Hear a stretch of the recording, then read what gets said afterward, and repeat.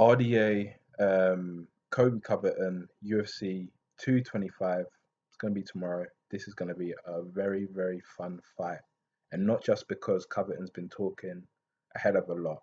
I feel we're going to get to see some interesting aspects of these two fighters. And in particular with RDA, I feel like RDA may be one of the most underrated fighters in the UFC.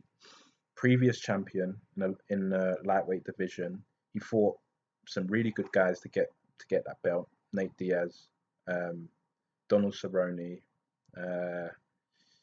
Who else did he fight? Who did he get? And Anthony Pettis when Pettis was in his prime.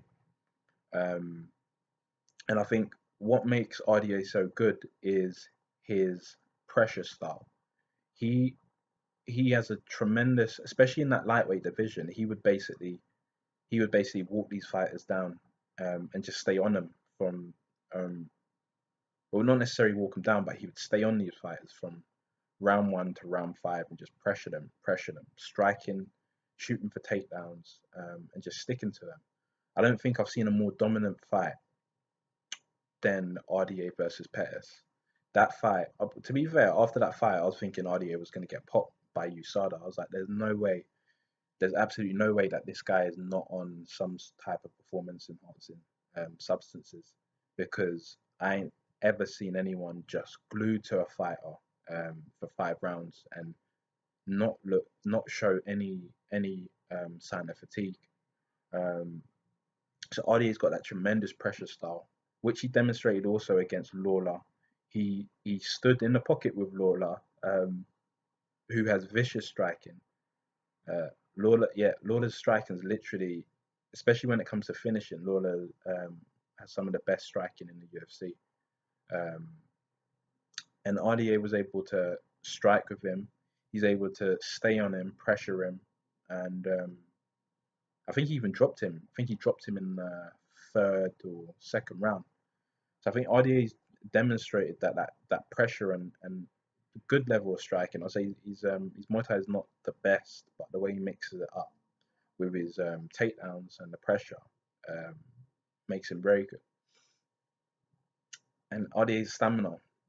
RDA couples that pressure and style with a tremendous amount of stamina. I think if you look at his fight with Khabib, I think it's a really good example of how good RDA's stamina is. Because during that fight, RDA was basically the nail for the whole of that fight, and Khabib was the hammer. Khabib was basically putting it on him, taking him down, and striking him from the top for the whole fight. But you can kind of see from a fighter's face whether they're distressed or whether they're like problem solving. Like sometimes you're in a bad position, you're dealing with your opponent's techniques and attacks. And Khabib is the better wrestler, so he was always a step ahead during that fight. So RDA was constantly dealing with Khabib's techniques for that fight, but at no point did RDA come across like he was fatigued or even fading. He's stuck in that fight literally the whole time.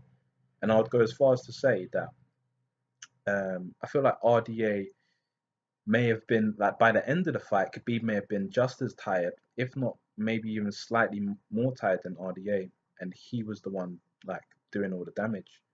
And I remember Cormier saying once that he could go probably an unlimited number of rounds if he's the one doing all the damage. But when you're taking hits and you're being demoralized and your moves you're getting countered and taken down, that drains and saps on your energy. But what RDA demonstrated is that he's not only physically strong, doesn't only have physical endurance, but he's got the mental endurance to be in adversity and to consistently fight back.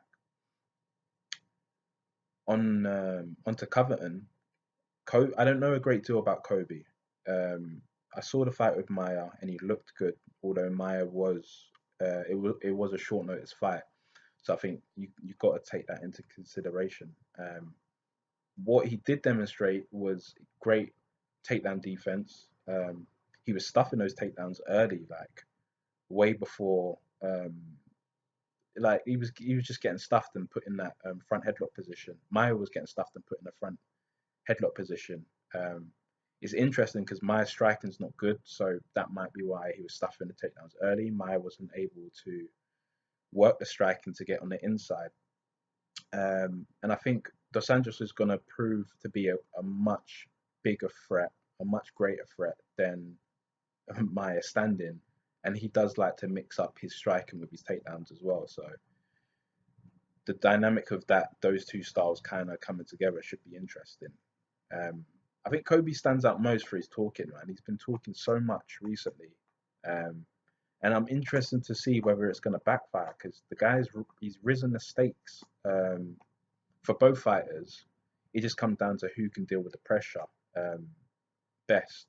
And to be fair, a lot of people are saying that this Kobe guy's fake and whatnot. He might just be a dick, to be real. He could be a dick, and he might be comfortable being a dick. He seemed pretty comfortable in the weigh-ins. Dos Anjos seemed a bit fidgety actually, um, and Kobe seemed very relaxed, which is interesting. But I need to go back and see some of Dos Anjos's weigh-ins because um, he may well be one of the fighters who's kind of jarring like to get at their opponents like um, during the fight. So that'll be I need to go back and take a look to see if how he was behaving was out of character. Kobe did seem more relaxed. Um, Kobe's been alienating people with his talk, and he's alienated members of his own team. And I heard in the interview that he said the Brazilian members of his camp, which I think is ATT, aren't training with him. So I think that's a big issue. I mean, if you're losing training partners, good quality training and sparring, it's going to impact your performance. It's going to impact your camp. So maybe Kobe's talk has already come round and bit him in the arse, or maybe we'll only find out during the fight.